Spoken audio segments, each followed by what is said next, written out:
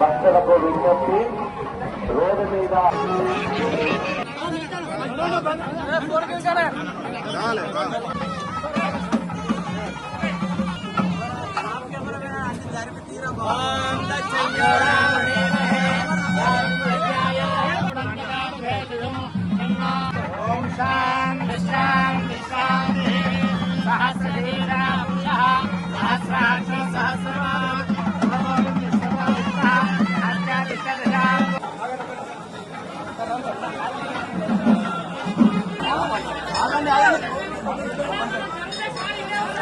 చతుర్విధ ఫల పురుషార్థ సిద్ధ్యర్థం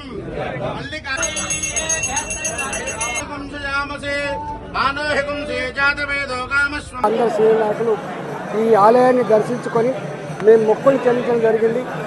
ఈ ప్రాంత ప్రజలే కాకుండా తెలంగాణ యావత్ ప్రజానికాన్ని చల్లగా చూసి కరువు కాటకాలు లేకుండా, అధిక వర్షాలు లేకుండా పాడి పంటలతో సుఖంగా శాంతిగా గడిపే భాగ్యం కలిగించాలని చెప్పి మేము కోరుకోవడం జరిగింది.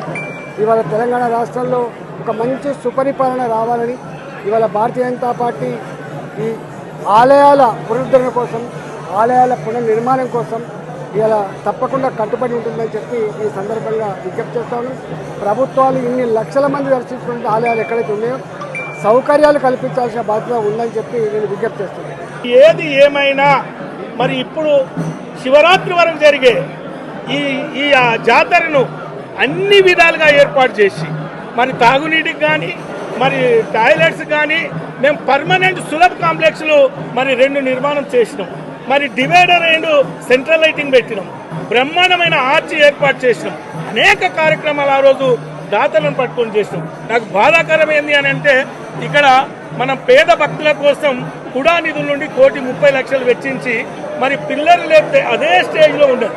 కాబట్టి దయచేసి ఇప్పటికైనా ప్రభుత్వం ఆలోచన చేసి ఆలయ అభివృద్ధి కోసం చిత్తశుద్ధితో పనిచేయాలని నేను మనవి చేస్తూ, మరి ఈరోజు మల్లికార్జున స్వామి ఆశీస్సులు మరి మెండుగా ఉండాలని కూడా దేవుని కోరుకోవడం జరిగింది.